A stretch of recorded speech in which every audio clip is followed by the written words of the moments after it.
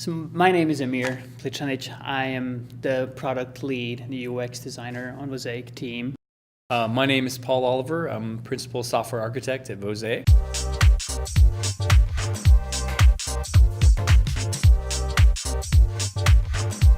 Back in 2015, Huddle and Nelnet acquired a company called Studio Code Group. At that time, Studio Code Group had a video analysis software called Studio Code, and that software was Mac-based. And in 2016, we decided that after talking to some customers, that we needed to develop a cloud-based platform. And then we also renamed Studio Code Group to Vosaic. But what Vosaic is I think of it as kind of like a real-time database on top of a video. And that sort of database functionality gives training and learning a whole new experience, and it really makes simulations. It makes things where you're acting out something and learning through that process. It makes it so easy.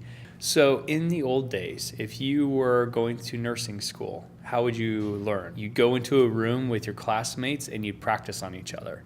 Not an ideal way to try out different scenarios, to encounter situations that you're going to encounter in the real world, but that you might not be prepared for through school. Your classmates can go through these simulations and they might not detect this until later on. We can film that now.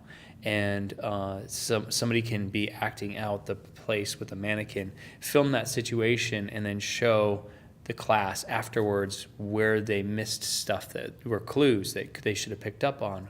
When we started talking to our customers at the end of 2015, we realized that there was a lot of interest for cloud-based platform, and we didn't want to lose on that traction. So what we have developed was a pretty aggressive timeline.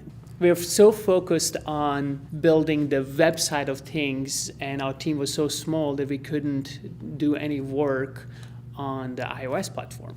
So that became a big challenge for us. And so when we first met with Don't Panic Labs, we got the chance to meet the team, and they already had experience building mobile applications. They already had experience understanding how communicating with the server should work in an efficient way.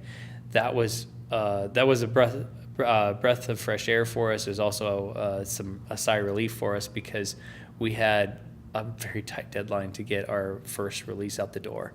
It sounded like a really cool application to work on. I hadn't really done a whole lot of iOS apps that had a lot of breadth to them. I'd done a few smaller things, but nothing that was going to encompass all sorts of different parts of using the actual device and being able to do the audio and the video recording on the device. And so that was interesting to get into the internals of the system to figure out how to do that kind of stuff.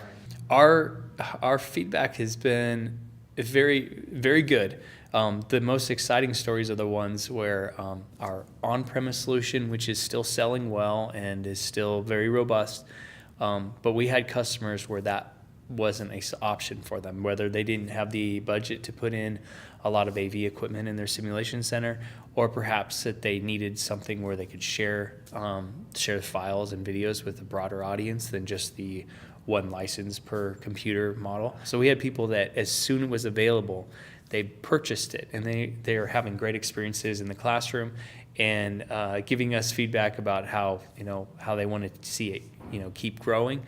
That's the exciting part. And I'll tell you what, I have a logging tool that I go in and see people using our application real time, using our iPad app real time, and it is so fun watching all that traffic roll in, people using our product. And we know that we're making a difference in the classroom and in the simulation center and beyond, in a lot of other places too. That's the exciting part. Those are the success stories that we get excited about.